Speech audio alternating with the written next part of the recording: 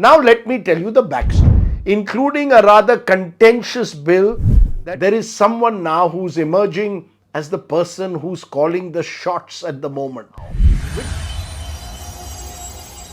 Views expressed in this blog are hosted on my own website, are strictly personal and do not reflect the views of any organization. Hello and welcome friends, Namaskar to Straight Bat, my weekly video blog where, as the title suggests, I comment with a straight bat. Today I want to put a straight question on Straight Bat. Who is India's Neta number 2? Who is the second most powerful person in the Modi-led NDA government? And I use the word NDA very deliberately. You see, Modi ji, despite what happened in the general elections, remains Neta number 1, three-time Prime Minister. Who else? For you could argue that for long, Amit Shah has been Neta number 2, despite being downsized by the election results. But the fact is that there is someone now who's emerging as the person who's calling the shots at the moment, which is why I'm going to suggest that at the moment, firmly in that number 2 position is Chandrababu Naidu, the Andhra Pradesh Chief Minister. As we've seen just in this week's union budget, Mr. Naidu has ensured a bonanza for his state of Andhra Pradesh. Simple reason, he has the power of numbers. His 16 MPs at the moment are literally worth their weight in gold. Sona. Had Narendra Modi got 272 plus seats on his own for the BJP, I don't think the Prime Minister would have cared much for Naidu. You certainly wouldn't have seen Mr. Naidu sitting with next to the Prime Minister in all those photo shots.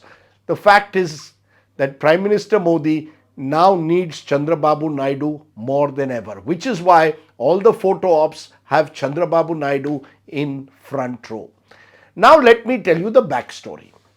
Narendra Modi and Chandrababu Naidu have shared an uneasy relationship in the past. In 2002, and this is sometimes forgotten, Chandrababu Naidu was among the Netas who wanted Atal Bihari Vajpayee, then Prime Minister, to act against Mr. Modi in the aftermath of the 2002 Gujarat riots, calling for his resignation. He stepped back a bit, but the scars of that day when he called for his resignation have not been forgotten. In 2014, Mr. Naidu did tie up with a Modi-led BJP, but as the Prime Minister told a close aide at the time, I do not trust this man one bit. Prime Minister Modi told a very close aide of his in 2014. As it turned out, in 2018, Chandrababu Naidu quit the NDA in a huff over the failure of the government at the time to grant special status to Andhra Pradesh. In a speech that Mr. Naidu gave as part of the campaign, and then he was seen as a key part of the Mahagathbandhan as it was called, he called Prime Minister Modi a terrorist. That's right, those were the words that he was using against Prime Minister Modi at the time. Rewind now to last year. When I say last year, I mean rewind now to 2023. Mr. Naidu was in Delhi in the month of August to meet the BJP leadership to try and seal an alliance between the Telugu Desam and the BJP. But guess what? The BJP leadership kept him waiting. In fact, I remember meeting Mr. Naidu at the time and he was hopeful of getting a meeting with Home Minister Amit Shah. When he finally did meet the Home Minister last August, Mr. Shah refused to give him a firm commitment that he would seal an alliance. It was only in December, my friends, last year, when Chandrababu Naidu had come out of jail, he had been jailed by Jagan Mohan Reddy, that the BJP decided to start the formal dialogue for an alliance. To some extent, that process was facilitated by actor turned politician Pawan Kalyan. Today, of course, Chandrababu Naidu is the key alliance partner holding this NDA government together in a way. He's got 16 MPs and he could put the government in trouble if he ever pulled down. Truth of the matter is, Mr. Naidu is not keen to bring down this Modi government. even if, as I am told, the opposition offers him prime ministership, which was the buzz when this government was being formed. You see, Chandrababu Naidu has decided for the next few years he wants to base himself fully in Andhra Pradesh, wants to extract the maximum pound of flesh from the Modi government. Why 2 years? Because, my friends, these are the 2 years now that Prime Minister Modi is possibly at the most vulnerable that he has been in years. If the Prime Minister is able to ride these 2 years safely, then Mr. Modi knows he is secure till 2029.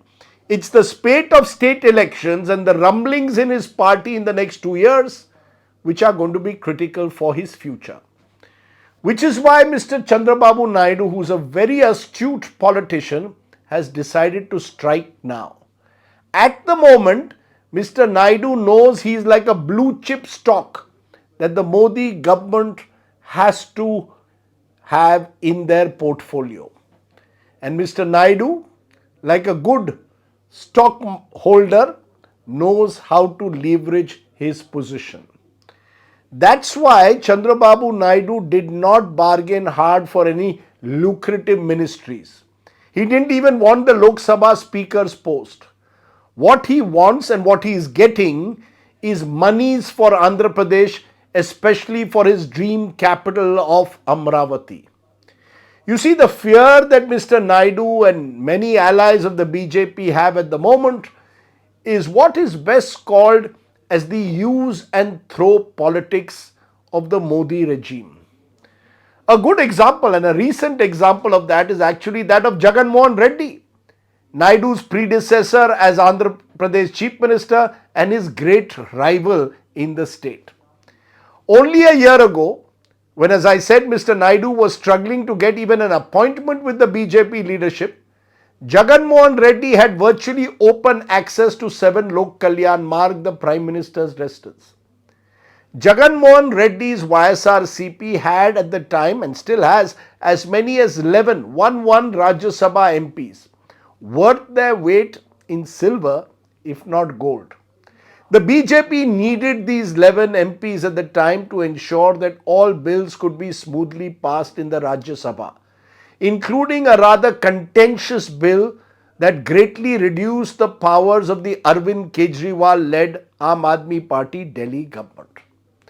In 2023, Modi and indeed Amit Shah needed Jagan Mohan Reddy.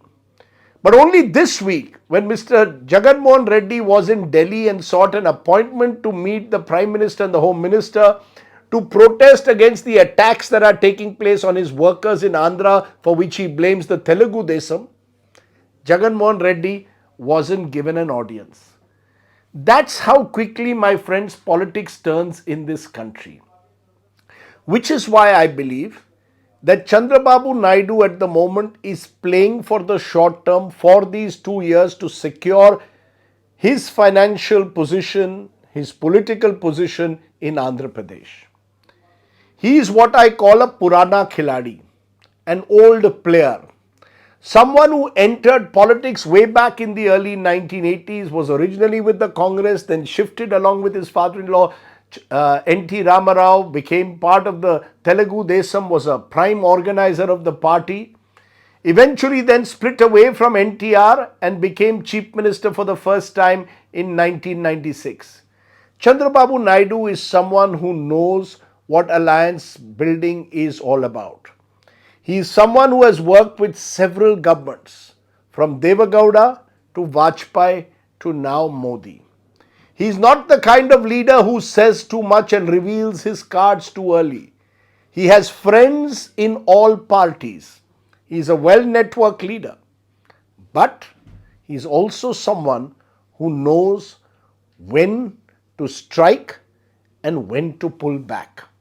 And it is that quality perhaps that ensured that Union Budget 2024, which is why Union Budget 2024 was not so much a union budget, but it was a budget to keep Chandrababu Naidu and of course Nitish Kumar as well in good humor. It was, as some suggested the other day a budget which clearly shows the power shift that is gradually taking place in Indian politics. And it's a power shift that has ensured that Chandrababu Naidu is indeed at the moment arguably the second most powerful person in government. Think about it. That was the straight bat. Do of course subscribe to my YouTube channel for many more such videos. For now, stay well, stay safe. Jai Hind. Namaskar.